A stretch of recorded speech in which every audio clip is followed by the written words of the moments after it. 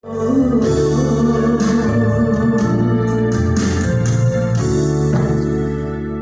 yang baik, kembali kami bersyukur buat pagi hari ini. Kami boleh diberi kesempatan dan waktu untuk kami terus berjuang menyenangkan hati Tuhan.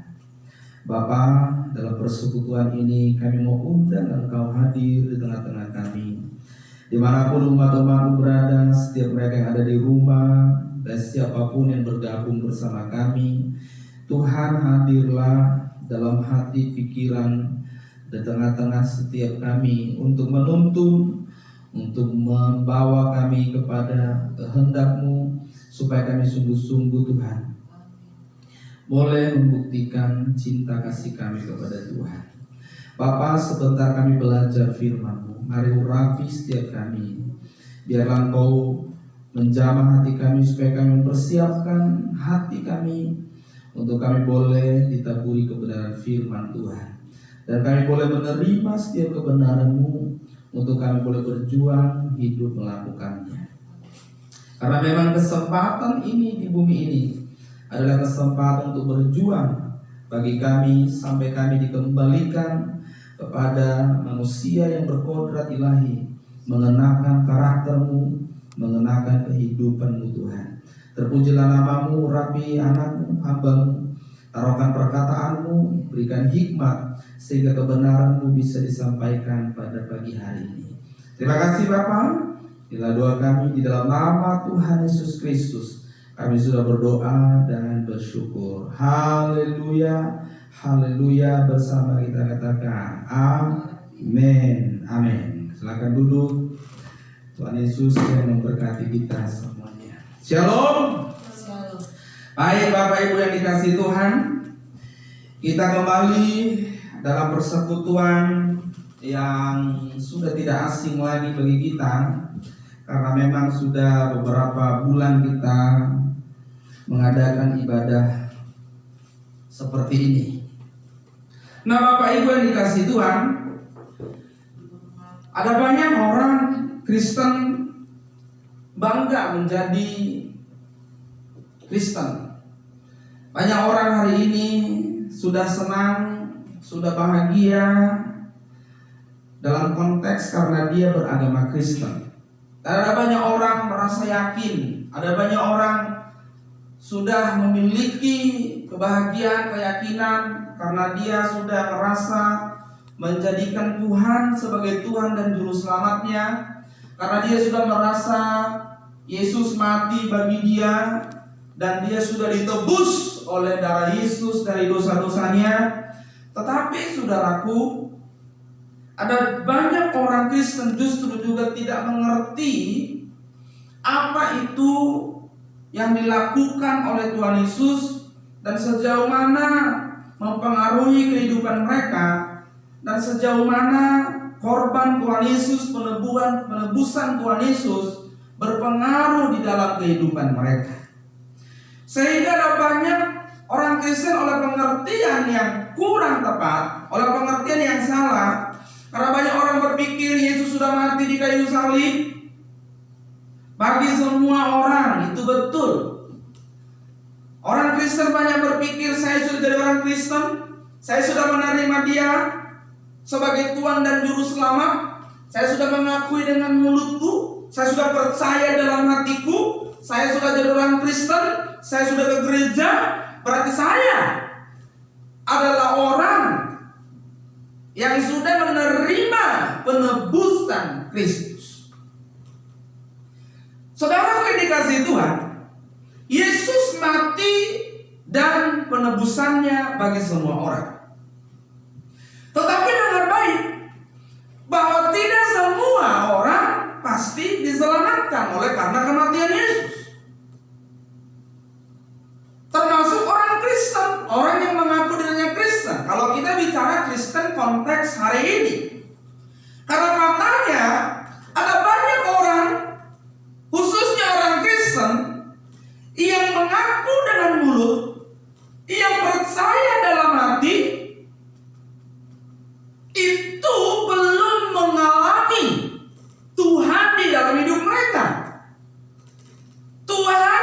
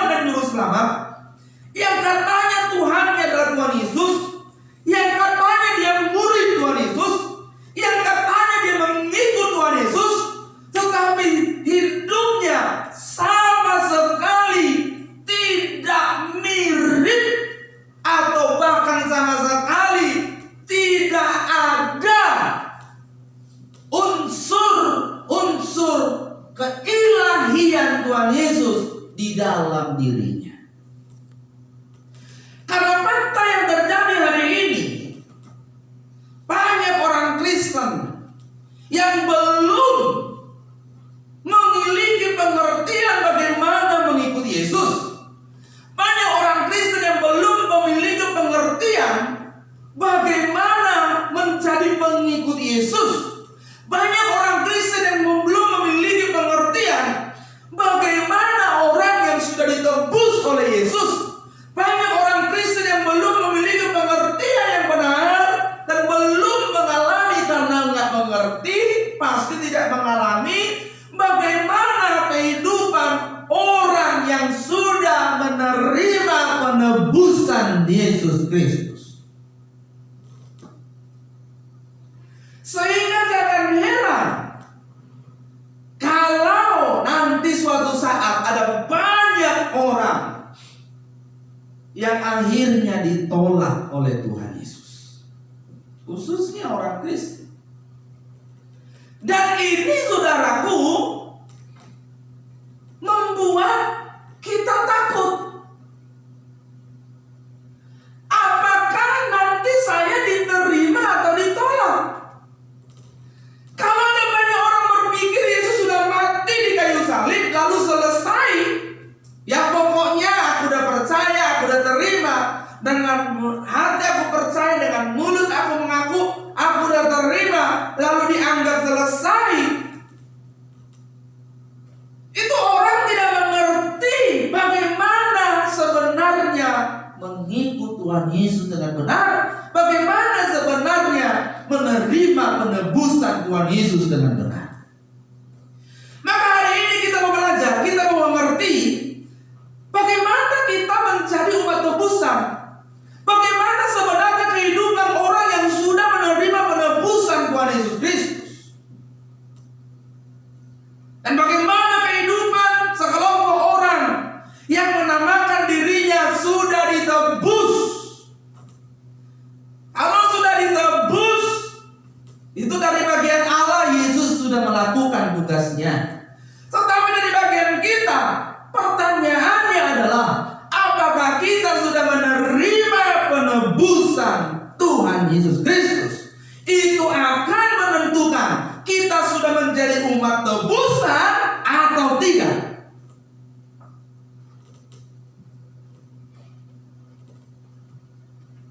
Kita buka firman Tuhan dari 1 Petrus 1. 1 Petrus 1 ayatnya yang ke-13 sampai dengan ayatnya yang ke-19. Sudah? Saya akan bacakan buat kita, demikian firman Tuhan.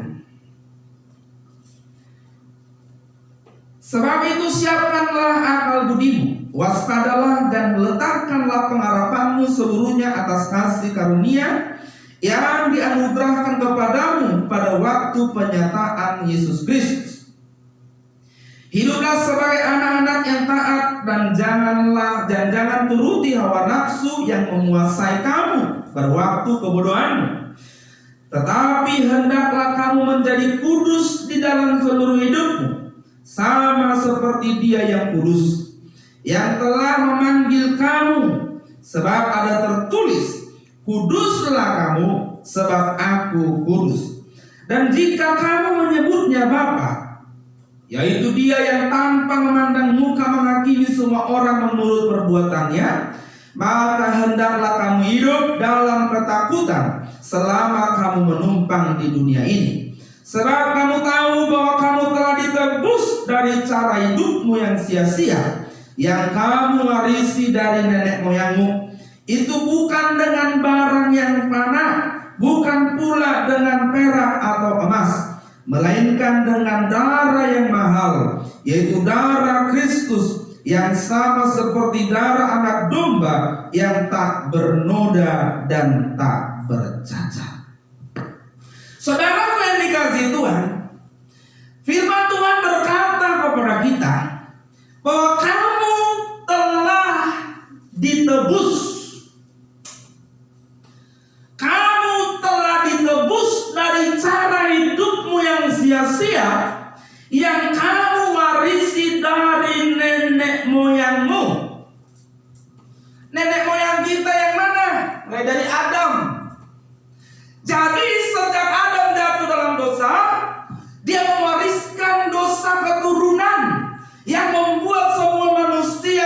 hidup dalam kodrat dosa. Firman Tuhan berkata dalam 1 Petrus ini, kamu telah ditebus. Waktu kita jatuh dalam dosa, waktu manusia jatuh dalam dosa, manusia semua mewarisi dosa yang dilakukan oleh nenek moyangnya. Maka kita menjadi milik kerajaan kegelapan. Kita tidak lagi menjadi milik Allah. Kita tidak lagi menjadi hamba Allah.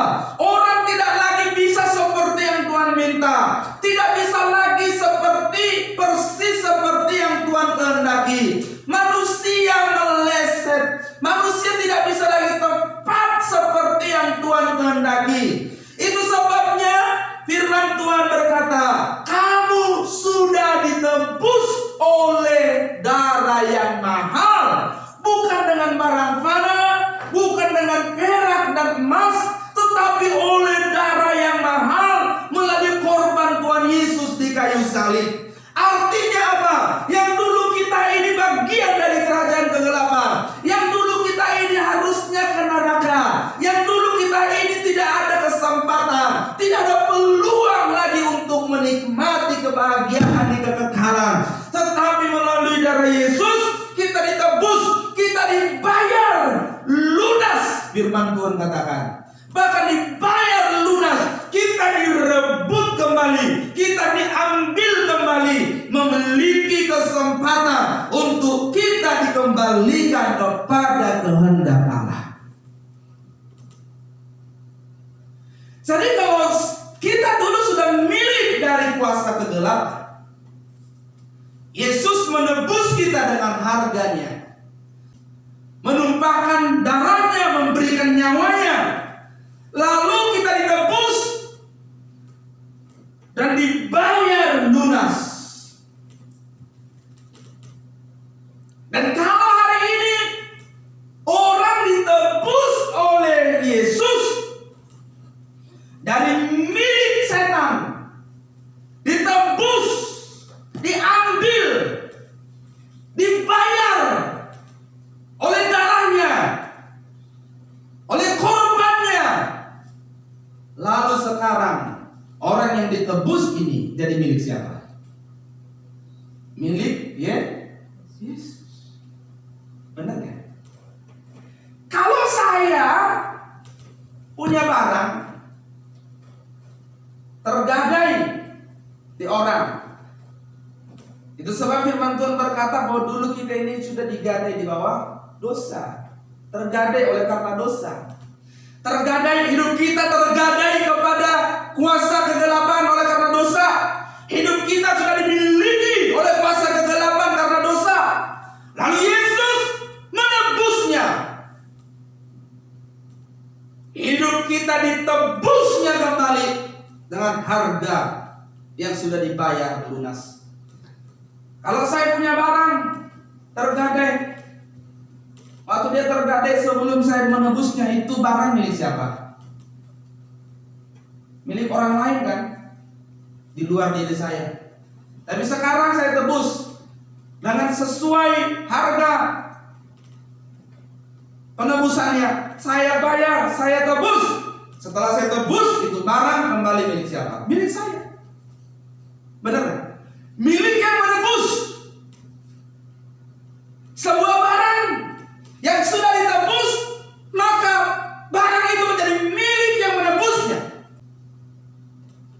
Dalam 1 Korintus 6 ayat 20 dikatakan, 1 Korintus 6 ayat 20 dikatakan begini, sebab kamu telah dibeli dan harganya telah lunas dibayar. Karena itu muliakanlah Allah dengan tubuhmu. Jadi orang yang sudah dibeli, ditebus dengan lunas, ada tanggung jawabnya. Dia bukan lagi dirinya, dia bukan lagi miliknya. Firman Tuhan berkata, karena itu muliakanlah Allah dengan tubuhmu. Waktu manusia jatuh dalam dosa, waktu manusia sudah jadi budak dosa, waktu manusia sudah meleset, tidak bisa lagi seperti yang Allah harapkan. Mereka tidak lagi bisa bisa memuliakan Tuhan seperti yang Tuhan mau, seperti yang Tuhan kehendaki. Tetapi setelah mereka ditebus, tidak boleh tidak, Allah harus dimuliakan melalui tubuh mereka.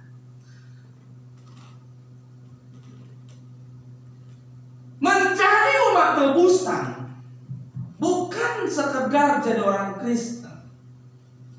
Kekristenan jangan disejajarkan dengan agama-agama yang ada. Kekristenan bukanlah agama. Kekristenan jalan hidup menuju ke rumah Bapa. Kekristenan adalah jalan Tuhan Yesus yang harus diikuti oleh para pengikutnya. Kekristenan jalan hidup supaya orang-orang yang berjalan di dalam kebenaran, supaya orang-orang yang mengikuti Tuhan Yesus sampai kepada kehendak Bapa, sampai kepada tujuan Bapa, sampai memenuhi standar yang Bapa inginkan. Itulah kekristenan. Jadi kalau orang mengaku sebagai orang Kristen, maka dia berpikir bahwa standarnya adalah serupa dengan Yesus, sempurna seperti Bapa. Itu standarnya. Jadi dengar baik-baik, kekristenan itu bukan jalan mudah. Kekristenan justru akan mempersulit langkahmu di bumi ini. Karena kekristenan akan mencetak orang, bukan sembarang manusia. Kekristenan bukanlah jalan mudah menuju surga. Kekristenan itu di dalamnya ada orang-orang pilihan. Kalau udah orang pilihan, kualitasnya pasti pilihan. Kalau orang pilihan, pasti kualitasnya harus nomor wahid. Tapi lihat orang Kristen hari ini kualitasnya gimana? Orang yang merasa sudah memiliki surga, merasa memiliki kunci kerajaan Allah, merasa mereka anak Tuhan, merasa disayang Tuhan, tapi kualitasnya justru lebih rendah dari orang-orang yang tidak mengikuti Yesus. Katanya umat tebusan, katanya umat pilihan, tapi tidak hidup sebagai orang-orang yang menunjukkan bahwa mereka orang-orang terpilih, bahwa mereka berkualitas, bahwa mereka tidak sama dengan dunia, sebagai bukti bahwa mereka adalah umat pilihan. Orang Kristen hari ini masih banyak sakit hati, masih banyak yang dendam, masih banyak yang melukai, masih banyak yang menyakiti, masih banyak yang menipu, masih banyak yang sombong, masih hidup untuk dirinya, lain dengan Tuhan Yesus yang sama sekali tidak hidup untuk dirinya, bahkan mengorbankan dirinya demi melakukan kehendak Bapa. Itu kekristenan yang sejati, mengikuti jejak Tuhan Yesus dan mengenakan hidupnya sebagai umat tebusan. Kita harus mengenakan kehidupan. Jadi kekristenan itu bukanlah sebuah kemudahan yang ditawarkan oleh Tuhan Yesus. Maka umat-umat pilihan wajar kalau mereka sungguh-sungguh seperti yang Tuhan inginkan. Mereka akan dikatakan, Alkitab berkata apa? Akan memerintah bersama-sama dengan Tuhan Yesus. Itu membayangkanlah, kalau hari ini orang Kristen di bumi kerjanya nipu, bohong, korupsi, gimana memerintah sama Tuhan Yesus nanti? Ngajarin korupsi lagi, ngajarin bohong lagi, ngajarin nipu lagi. Padahal kerajaan Allah bukan soal makan dan minuman. Kerajaan Allah soal kebenaran, sukacita dan sejahtera, sukacita dan Roh Kudus. Kenapa? Kerajaan Allah tidak bicara soal harta. Kerajaan Allah bukan bicara soal hal jasmani, fisik, kemewahan yang berlimpah. Kenapa? Karena itu kan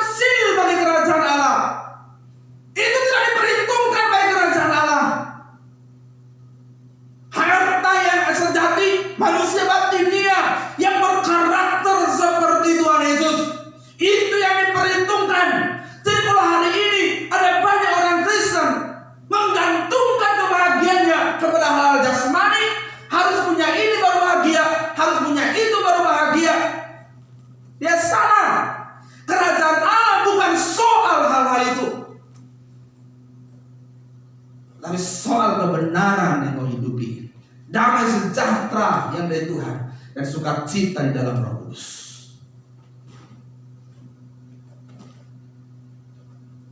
Jadi kekristenan bukanlah Tuhan beri supaya kamu gampang masuk surga. Coba kita kalau mau jujur, kalau kita mau jadi orang Kristen, kita harus menjadi pengikut Yesus. Gampang tidak itu? Nggak gampang. Maka jangan berpikir sudah jadi Kristen yang benar kalau sudah bergereja di KTP agamanya Kristen, berliturgi, nyanyi haleluya haleluya. Ya nggak? Atau nyanyi seperti tadi Yesus kekasih jiwa. Atau nyanyi apa lagi? Yang lain. Lalu merasa senang. Oh Tuhan, aku udah bergereja hari ini. Oh Tuhan, akulah anakmu. Oh buktinya anak Tuhan itu dibuktikan di setiap saat hidupmu.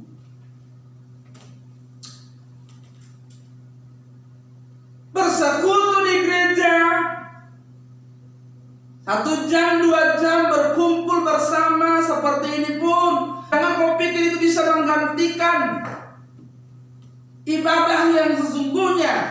Ibadah yang sesungguhnya adalah tindakanmu, gaya hidupmu, kelakuanmu setiap saat. Jadi jangan merasa sudah beribadah kepada Tuhan dengan hari Minggu 2 jam ke gereja, naikkan pujian, berdiri, duduk, tepuk tangan, lipat tangan. Jangan merasa sudah beribadah dengan semua liturgi itu.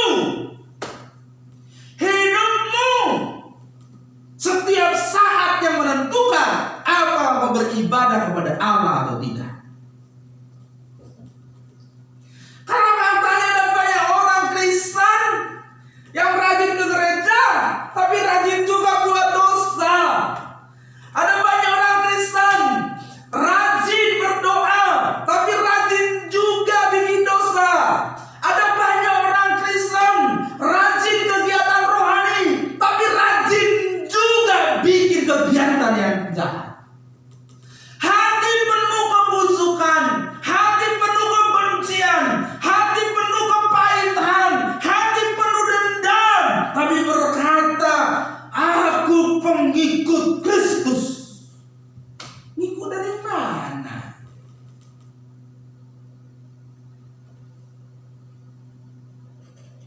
Kita ragu, jangan-jangan bukan Kristus yang kita ikuti.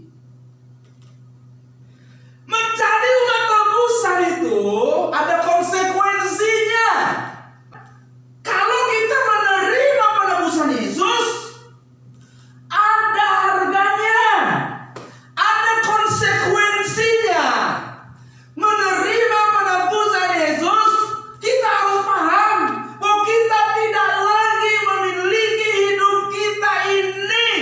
Sudah ditebus, diambil dari gadaian. Sudah tergadai hidup kita di bawah dosa. Sudah tergadai hidup kita tadinya pada maut. Karena dosa hidup kita tergadai. Melalui darahnya Yesus menebus. Pertanyaannya adalah, mau nggak ditebus? Kalau ditanya mau ditebus, semua orang Kristen harus bilang mau Pak. Ya. Lalu barang siapa percaya dalam hati, dibenarkan, mengaku dengan mulut, diselamatkan. Kemarin saya sudah mengaku percaya dalam hati Pak, lalu mengaku dengan mulut. Berarti saya sudah ngerti nggak sih percaya dalam hati? Paham tak percaya dalam hati? Yang di rumah, di mana saja sudah berada, apa sih percaya dalam hati? Percaya dalam hati itu begini, lalu diam.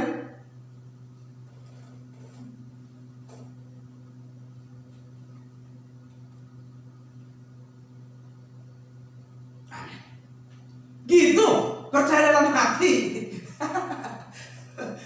Terus waktu percaya dalam hati, lu mengaku, aku percaya ke Tuhan, aku percaya ke Tuhan. Itu namanya percaya dalam hati dan mengaku dengan mulut. Matius 12 ayatnya yang ke 34 sampai dengan selanjutnya dikatakan begini. Hai kamu keturunan ular beludak, bagaimanakah kamu dapat mengucapkan hal-hal yang baik sedangkan kamu sendiri jahat? Karena yang diucapkan mulut meluap dari hati. Orang yang baik mengeluarkan hal-hal yang baik dari perbenarannya yang baik, dan orang yang jahat mengeluarkan hal-hal yang jahat dari perbenarannya yang jahat. Dan ayat sebelumnya dikatakan begini, sebab dari buahnya pohon itu dikenal.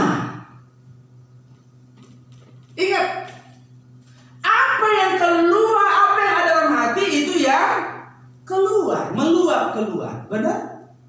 Apa yang di hati itu yang meluap keluar. Jadi saya mau tanya, kalau kelakuan orang nggak benar, hatinya benar nggak?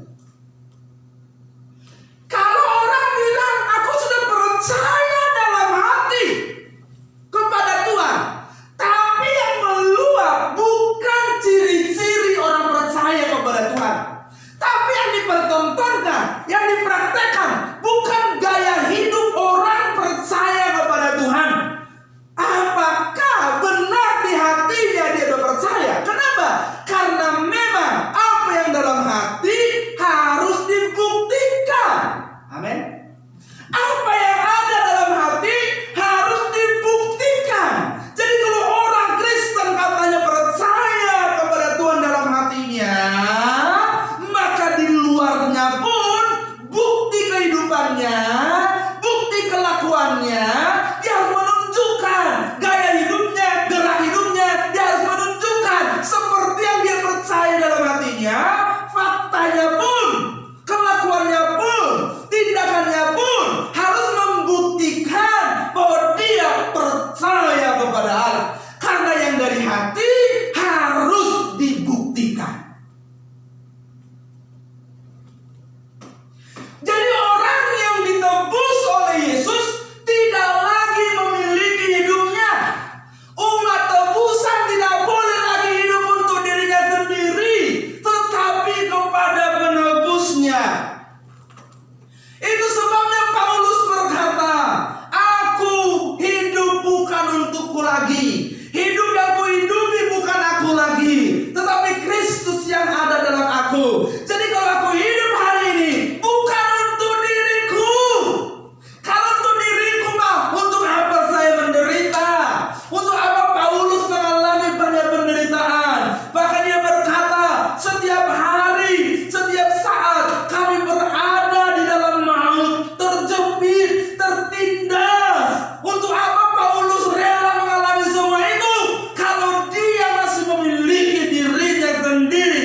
Dia sadar, aku sudah ditebus. Apa yang dulu kuanggap kebanggaan, sekarang kuanggap sampah karena pengenalanku akan Kristus. Maksudnya apa? Hartaku satu-satunya hari di Kristus. Tujuan hidupku satu-satunya hari di Kristus. Karena aku sudah ditebus dan aku sudah menerima penebusannya. Aku tidak boleh lagi hidup untuk diriku. Aku hanya hidup kepada Allah. Orang Kristen harus menyadari ini. Kalau kita umat tebusan, konsekuensinya adalah kamu tidak boleh lagi memiliki hidup. Kita tidak boleh lagi memiliki hidup kita. Berat banget Pak, jangan jadi orang Kristen kalau begitu.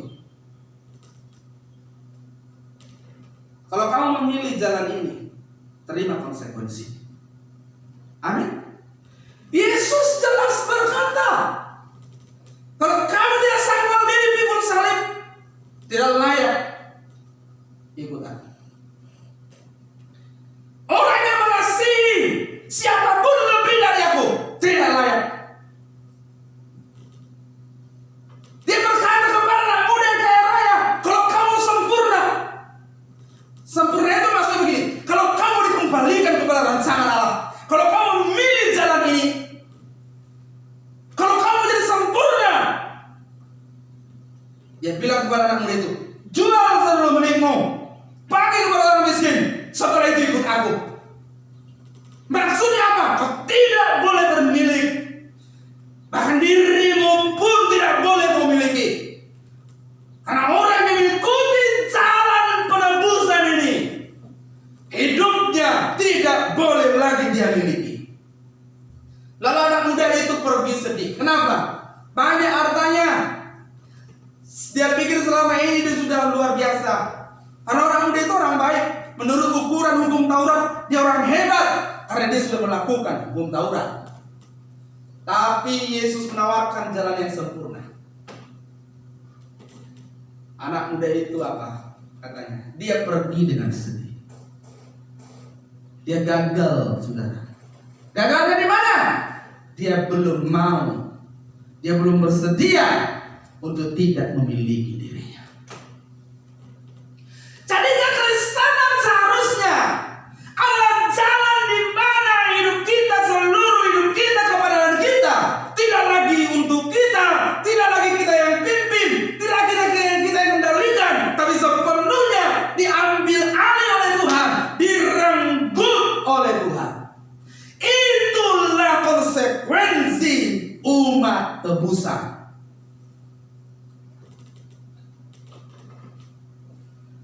Allah kita itu Tuhan kita, Tuhan yang luar biasa. Kita ditebus dari budak, saudara. Dulu di bangsa Israel ada satu tradisi, ada satu kebiasaan. Nama hari perayaannya disebut dengan perayaan tahun Yobel. Makanya kalau lagu kita berkata tahun Yobel itu apa? Tahun pembebasan. Di situ para budak-budak bisa ditebus kembali. Dan kalau sudah ditebus, itu budak ini, ya, budak dalam pengertian begini. Budak itu kalau di dalam pengertian Alkitab kita ini bukan seperti pembantu hari ini masih punya hak-hak. Pembantu hari ini kan masih punya hak-hak. Pemerintah malah mengatur hak-haknya. Harus ada gajinya, harus ada ininya, yang resmi-resmi itu ada. Tapi kalau budak yang dimaksud oleh Alkitab di zaman itu, budak itu tidak punya hak. Tidak punya hak sama sekali. Nah, Yesus menebus kita dari situ dan kita bersyukur. Kita tidak dijadikan lagi jadi budak seperti dulu sebelum kita kenal Yesus, sebelum kita dalam Yesus. Bahkan kita diberi kesempatan menjadi anak-anak Allah. Itu luar biasa.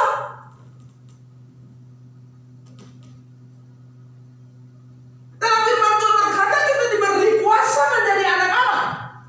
Dalam bahasa aslinya exousia itu sebenarnya hak menjadi anak Allah. Hak menjadi anak Allah ini dalam firman Tuhan itu maksudnya harus dipergunakan. Hak menjadi anak Allah ini, kuasa menjadi anak Allah ini harus digunakan sampai nanti kita menjadi anak yang sah. Jadi baru fasilitas diberikan. Dulu kalau orang pakai ayat itu, wah kita sudah diberi hak menjadi anak. Aku anak Allah, aku anak Allah. Bukan. Exousia itu maksudnya kita diberi kemampuan untuk berjuang supaya kita menjadi anak Allah yang sah. Karena kita mencatat ada anak kandung, ada anak gampanan. Iya kan? Kalau dianggap anak, dia apa yang kata kita? Diajar, benar nggak? Siapakah di antara kamu yang bebas dari ganjaran kalau kamu dianggap anak? Tapi kalau kamu bebas dari ganjaran, kamu bukan anak, kamu anak gampanan. Maksudnya gini, anak tetangga.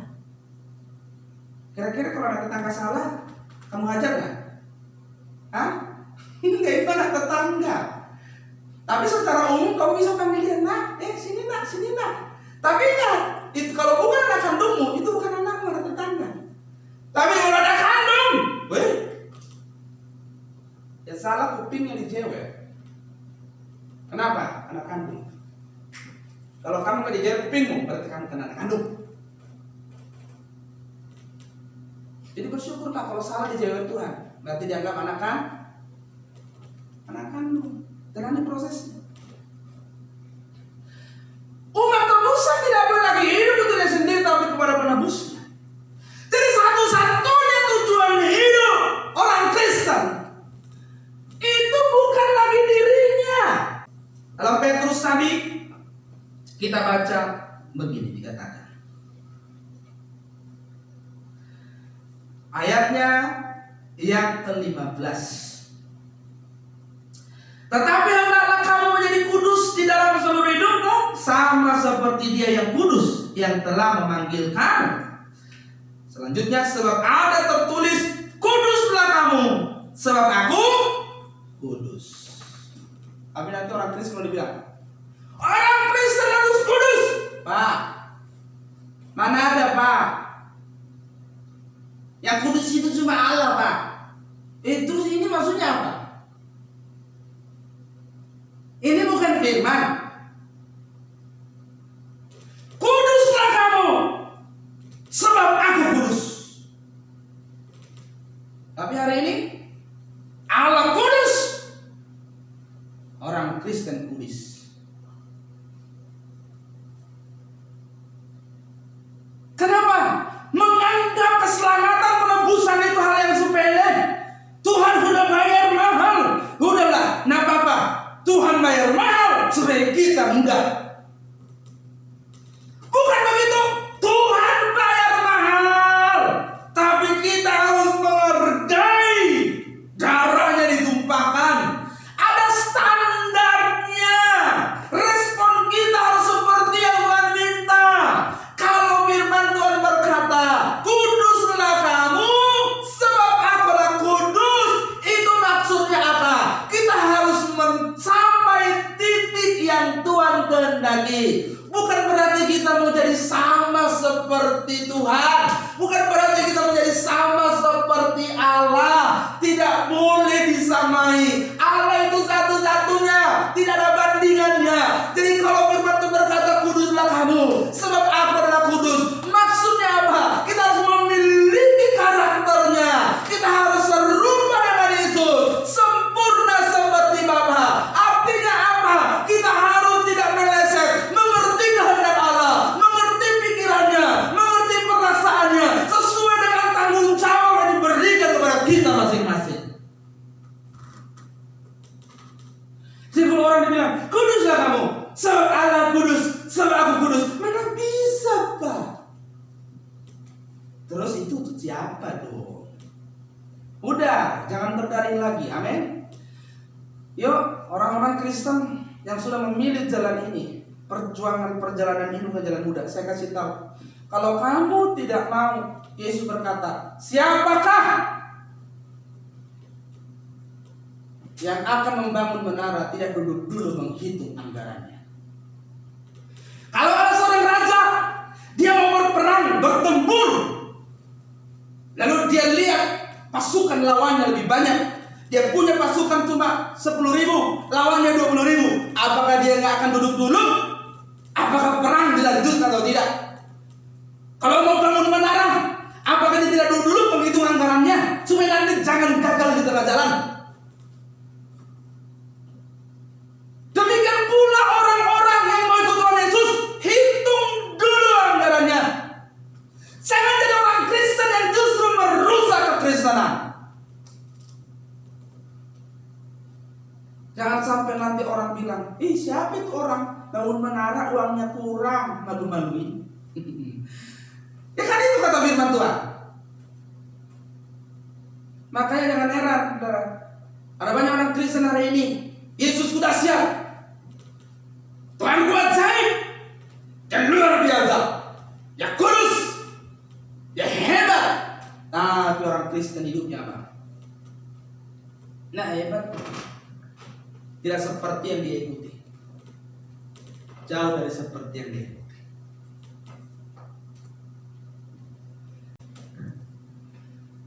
Konsekuensi menerima penebusan berarti kita mengabdikan seluruh hidup hanya bagi Allah. Tidak boleh ada agenda pribadi, tidak boleh ada agenda lain selain agenda Tuhan. Kekristenan yang benar, yang menerima penebusan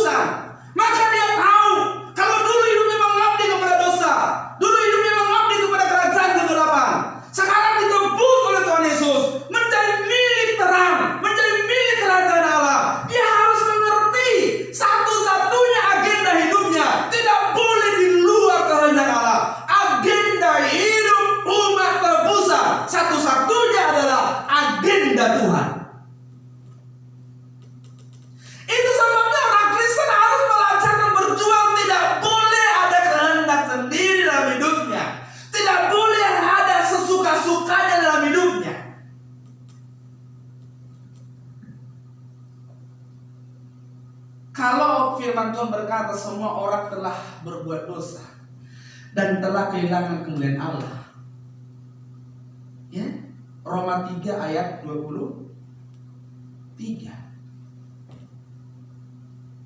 Semua manusia telah berbuat dosa dan telah kehilangan kemuliaan Allah. Kehilangan kemuliaan Allah di situ bukan berarti manusia jadi bejat. Dalam bahasa aslinya disebut stereo. Itu maksudnya apa? Meleset, kurang, tidak tepat. Jadi kehilangan kemuliaan Allah itu, jatuh dalam dosa itu yang mengakibatkan kehilangan kemuliaan Allah, itu bukan berarti manusia jadi bejat. Bukan berarti manusia jadi kehidupan moralnya secara umum hancur, enggak. Tetapi maksudnya di situ adalah kurang, stereo, kurang, meleset, tidak tepat. Maksudnya apa? Manusia yang berdosa itu adalah orang-orang yang tidak memiliki lagi keintiman, pengertian, pemahaman, perasaan, kehendak tepat seperti yang Allah kehendaki. Jadi Yesus datang menebus kita, memilih umat pilihan. Ada umat-umat pilihan itu dipilih, ditebus supaya apa? Kembali kepada rancangan Allah yang semula, mencetak manusia yang tidak meleset, yang tidak kurang, tetapi yang mampu melakukan tepat seperti yang Allah pikirkan, tepat seperti yang Allah rasakan, tepat seperti yang Allah kehendaki. Itulah maksud penebusan Tuhan Yesus kepada umat-umat pilihan. Itulah rencana Tuhan Yesus kepada orang-orang yang menamakan dirinya orang-orang percaya atau umat pilihan.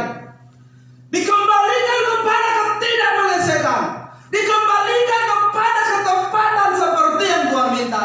Itu sebabnya sebagai orang Kristen, agenda dalam hidupmu setiap hari, berjuanglah melakukan apapun, baik kau di kantor, baik kau berdagang, baik kau bisnis, baik kau di mana saja aktivitasmu, berjuanglah untuk bertindak tepat sesuai pikiran, perasaan, dan kehendak Allah. Amin. Itu orang Kristen yang betul,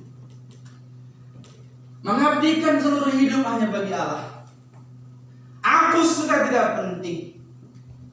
Jadi orang Kristen yang betul bukan bagaimana aku bahagia. Amin. Bukan bagaimana aku disenangkan lagi. Orang Kristen yang dewasa bukan lagi bagaimana supaya aku bahagia, ditimbang-timbang, dielus-elus, ditiup-tiup. Orang Kristen yang dewasa tidak lagi memikirkan dirinya. Orang Kristen yang dewasa adalah memikirkan bagaimana hidupnya menyenangkan hati Allah, bagaimana hidupnya menyukakan hati Tuhan, bagaimana hidupnya bisa membuat Tuhan tersenyum. Kalau dulu waktu bayi, dia berpikir bagaimana dia disenangkan. Tapi kalau sudah dewasa, dia harus berpikir bagaimana supaya Bapakku senang. Amin. Bagaimana supaya Tuhanku senang melalui hidup. Tapi orang Kristen hari ini banyak sudah yang dia pikirkan masih dirinya. Tuhan, aku. Tuhan, aku. Tuhan, aku. Dari mulai sejak dia orang Kristen dari kandungan, yang dia pikirin dirinya dan tidak pernah memikirkan bagaimana melalui sikapku, bagaimana melalui kelakuanku, bagaimana melalui tindakanku Bapa disenangkan, Tuhan disenangkan, dan aku layak mendapat predikat inilah anak yang kukasihi, kepadanya aku berkenan. Tapi ada banyak orang Kristen terus dari lahir, dari sejak kandungan sampai mengakhiri hidup tidak mengerti hal ini. tidak memahami bahwa kekristenan itu adalah membunuh diri sendiri, membunuh kehendak diri sendiri, membunuh keinginan diri sendiri, menghidupkan kehendak Allah di dalam hidupnya. Ini tidak mudah. Yang bicara ini pun terus berjuang. Karena semakin mengerti, semakin merasakan beratnya mengikut Tuhan.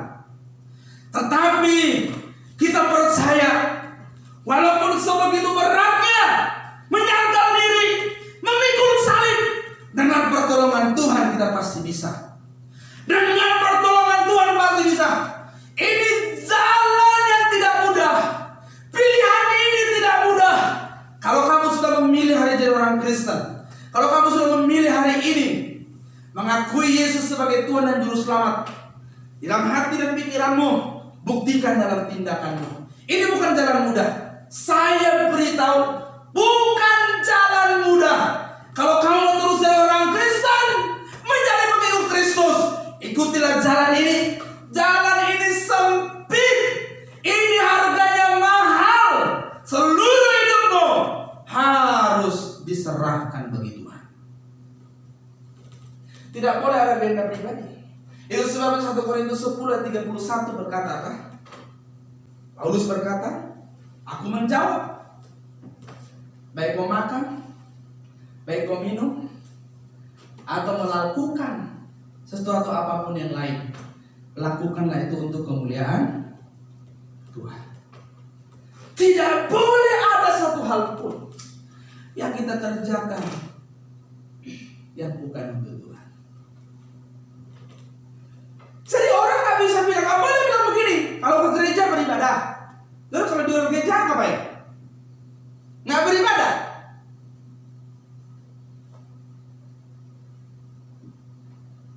Makanya bagi orang Kristen, kalau di gereja baik, karena dianggap lagi beribadah. Lagi beribadah. Suami istri pun lagi libur dari rumah, begitu sampai di parkiran, di pintu gereja, udah, nanti kita lanjut perangnya setelah di rumah. Wah, ribut sampai pintu gereja, bersambung, menyembah Tuhan, angkat tangan, Tuhan Yesus, aku mematimu, ku sembah kau, Allahku, ku agungkan namamu, hormat bagi Allah. Habis belum ke gereja, sampai di mana tadi pertengkaran kita? Aku belum puas. Waduh, kacau kalau begini. Tapi faktanya kekristenan kayak begitu. Ke gereja rapi, pakai kemeja, bawa Alkitab. Pulang dari gereja, mampir lapor Tuhan, mampir main judi dulu. Mabok dulu, pulangnya malam sudah mabok. Habis ibadah. Katanya ibadah itu seluruh hidup. Roma 12 ayatnya yang ke-1. Karena itu saudara-saudara, demi kemurahan Allah aku menasihatkan kamu supaya kamu mempersembahkan tubuhmu sebagai persembahan yang hidup, yang kudus dan yang berkenan kepada Allah. Itu adalah ibadahmu yang sejati. Jadi ibadah yang sejati adalah tubuh yang dipersembahkan buat Tuhan. Seluruh gerak hidup, seluruh kelakuan, tindakan, keputusan dipersembahkan bagi Allah. Hidup kita ini, tubuh kita ini, semua hal yang dikerjakan harus memuliakan Tuhan. Itulah ibadah yang sejati. Kenapa kekristenan hari ini tidak mencetak orang-orang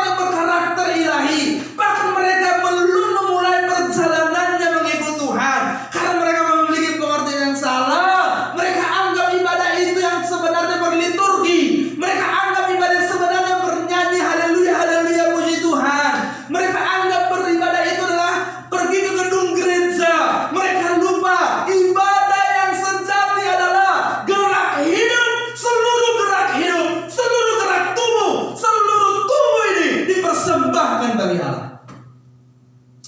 Tapi masalahnya sekarang ada banyak orang tidak mengerti hal ini, khususnya orang Kristen. Ibadah yang benar adalah menyerahkan seluruh tubuh kepada Allah. Amin. Itu sebabnya waktu perempuan Samaria bertanya kepada Yesus, di manakah kami harus beribadah? Apakah di gunung atau Yerusalem? Kenapa perempuan itu berkata di gunung? Karena perempuan Samaria orang yang di luar bangsa Yahudi.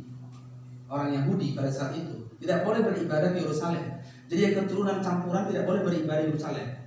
Karena tidak boleh, maka mereka membuat tempat ibadahnya di Gunung Gerizim. Lalu perempuan ini bertanya, di mana kami harus beribadah? Orang-orang mengikuti di mana harus beribadah? Apakah Yerusalem atau di gunung? Yesus berkata, tidak, bukan Yerusalem, bukan di gunung. Tapi saatnya kamu akan lihat, akan datang penyembah-penyembah Allah yang benar. Mereka menyembah Allah dalam roh dan kebenaran, di segala tempat, di segala situasi, di mana pun ada. Tidak dibatasi tempat, tidak dibatasi cara. Ibadah yang benar di segala keadaan, di segala tempat, kamu hidup dengan benar.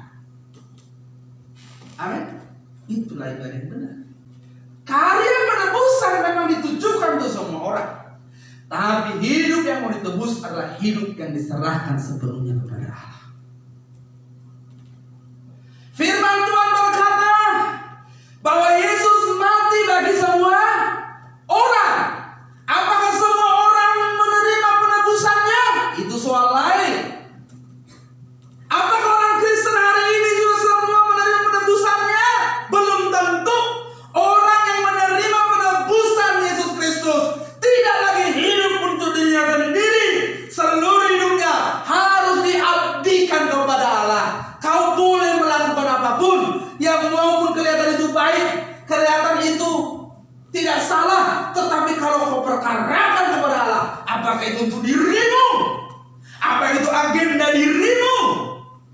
Jadi orang Kristen bukan sekedar hidup baik, harus tepat seperti yang Tuhan minta. Bukan sekedar baik, bukan sekedar bermoral baik, bukan sekedar melakukan kebaikan-kebaikan.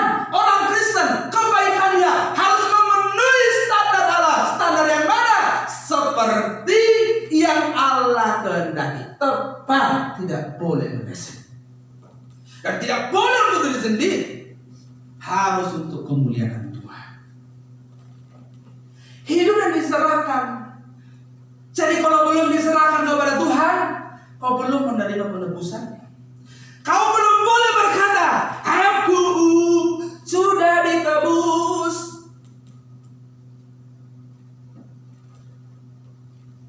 Lalu malaikat bilang begini, enggak, dari kelakuanmu jauh, jauh dari yang Tuhan mau. Semua punya kesempatan menerima penebusan. Tapi yang benar-benar menerima hanya mereka yang hidup seperti yang Tuhan minta. Jadi hari ini kita cek kembali, benarkah saya sudah menjadi umat tebusan? Benarkah saya sudah menerima penebusannya? Atau sekedar saya tahu? Kenapa orang tidak bisa dimuridkan dan diajar? Kenapa orang susah diajar oleh kebenaran? Belum jadi murid. Belum jadi murid. Kok belum jadi murid? Belum melepaskan diri dari segala milik. Karena Yesus berkata, barang siapa tidak melepaskan diri dari segala miliknya, tidak layak jadi murid. Makanya banyak orang Kristen tidak bisa diajar kebenaran. Orang Kristen kalau diajar kebenaran, kepalanya langsung pusing, langsung migrain. Kenapa? Belum jadi murid. Belum melepaskan diri dari segala milik. Dia tidak mau miliknya diganggu. Dia tidak mau egonya diganggu. Dia tidak mau hartanya diganggu. Makanya begitu dengan kebenaran, melepaskan diri dari segala milik. Begitu dengan kebenaran, kebenaran kerajaan Allah, kebenaran yang murni, migrain, pusing. Kenapa? Karena dia belum melepaskan diri dari segala milik. Orang yang belum melepaskan diri dari segala miliknya belum bisa jadi murid, makanya tidak bisa diajar kebenaran. Jadi kalau orang tidak bisa diajar kebenaran, dia belum jadi murid. Masih banyak hal. Jangan-jangan kau masih memiliki seluruh hidup. Kebenaran yang murni harus melepaskan kita dari segala milik kita. Harus menantang kita. Harus mendorong kita menjadi orang yang tidak memiliki diri kita. Semuanya milik Tuhan. Hidupku milik Tuhan. Aku bersyukur ditebus. Aku bersyukur dibeli. Sekarang hidupku yang dibeli ini dengan lunas. Semua milik Tuhan. Tidak ada yang milikku. Kalau orang mengerti hal itu dan berjuang akan hal itu, dia akan menjadi orang-orang yang berbeda dari kebanyakan orang. Tapi kalau orang masih memiliki hidupnya, lihat, sebentar-sebentar dia marah, sebentar-sebentar dia tersinggung, menolong orang mikir, karena dia punya. Wah, jangan singgung egonya, marah dia. Ya, marah betul. Maka jangan heran, untuk milik sendiri yang diganggu, bunuh-bunuhan dia orang jadi.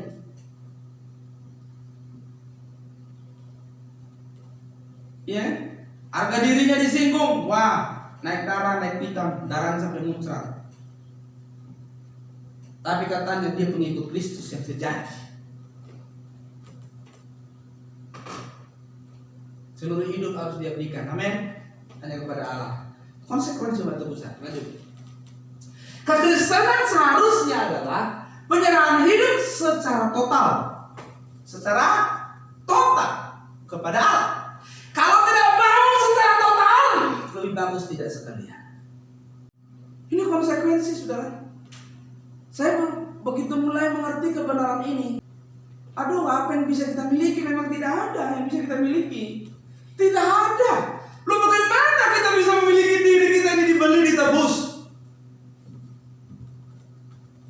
Kesalahan kita selama ini adalah menjadi orang Kristen tetapi memiliki diri sendiri, mengikut Yesus tetapi masih memiliki diri sendiri, ditebus dan mau ditebus Yesus memiliki diri sendiri, mengikut Yesus tapi tidak belajar darinya, tidak mengenakan hidupnya menjadi murid Yesus tetapi tidak mengenakan hidupnya Tuhan Yesus. Setelah mengerti, tahu berat sekali, tapi bagaimanapun ini anugerah yang luar biasa. Cuma sekali aja, umur 70-80 tahun, saya sendiri memilih untuk berjuang. Saya mau berjuang, walaupun berat, tidak mudah, hampir mustahil kata Tuhan. Tapi saya mau berjuang. Saya sudah memilih jalan ini. Tapi hari ini kalau saudara jadi orang Kristen ragu-ragu dengan apa yang saya sampaikan, lebih bagus jangan jadi orang Kristen. Ini jalan yang sulit. Kalau kau memilih jalan ini, ketahuilah Yesus bilang apa? Sangkal diri, pikul salib, lepaskan diri dari segala milikmu. Kau tidak boleh bermilik. Kehendakmu harus dimatikan, pikiranmu, perasaan matikan. Hidupkan kehendak Allah, pikiran, perasaan Allah dalam hidup. Seluruh hidupmu harus mengekspresikan kehidupan anaknya yang tunggal. Harus mengekspresikan kehidupan Yesus. Ini yang paling berat. Jangan pikir cari duit itu yang paling berat. Jangan pikir berkarir paling berat. Jangan pikir meraih kesuksesan di bumi paling berat. Yang paling berat dalam hidup mengenakan hidupnya Tuhan Yesus, serupa dengan Yesus, sempurna seperti Bapa. Itu yang paling berat. Itu harus jadi agenda orang Kristen. Tidak boleh ada disisakan untuk diri sendiri. Jadi kalau hati kita disayat-sayat, seperti peri, seperti disayat sembilu, tuh memang sampai nggak bersisa, sampai bersisa. Jadi itu perjalanan kita seperti itu terus. Kita jalani saja. Walaupun perih, nggak lama kok. 70 tahun, 80 tahun kalau kita nyampe. Habis itu kita hidup memerintah bersama dengan Tuhan Yesus selama. Amin. Udah, jangan lagi disibukkan oleh persoalan pergumulan. Fokus kita dari kepersoalan, fokus kita, potensi kita terambil oleh karena keadaan dunia. Sudah, yang terjadi biarlah terjadi. Kita mau melakukan kehendak Allah dalam segala keadaan. Amin. Jangan sisakan untuk diri sendiri. Dalam seluruh hidup orang yang sudah ditebus, tidak boleh ada agenda apapun selain agenda melakukan kehendak Allah. Ini paling sulit. Sebelum kau melakukan kehendak Bapa, kau harus belajar dulu apa itu kehendak Bapa, mencari dulu kehendak Bapa. Firman Tuhan berkata apa? Usahakan dirimu mengerti kehendak Allah. Ini bukan perkara mudah. Jadi orang Kristen tidak hidup di bawah hukum tertulis seperti hukum Taurat. Orang Kristen hukumnya adalah kehendak Bapa. Berarti harus memiliki intiman, harus memiliki hubungan untuk mengerti hal ini. Bagaimana kita memahami kehendak Allah? Itu sebabnya hukum tertinggi itu kehendak Bapa, pikiran dan perasaan yang dikenakan, yang harus dikenali. Standar hukum ini melebihi hukum yang tertulis di mana. Itu sebabnya Yesus berkata, yang masuk kerajaan Allah nanti bukan orang yang mengaku Kristen, yang berseru Tuhan Tuhan. Matius 7. Bukan mereka yang berseru Tuhan Tuhan, yang melakukan mujizat demi nama Tuhan, bernubuat demi nama Tuhan, apalagi melakukan banyak hal demi nama Tuhan. Tetapi yang masuk adalah mereka yang melakukan kehendak Bapa. Kehendak Bapa. Kalau kita sudah jadi umat tebusan, mari jangan lagi miliki dirimu. Yang kedua, seluruh agenda hidup kita hanya harus melakukan kehendak Bapa dalam segala hal, dalam segala keadaan. Amin. Tuhan memberkati.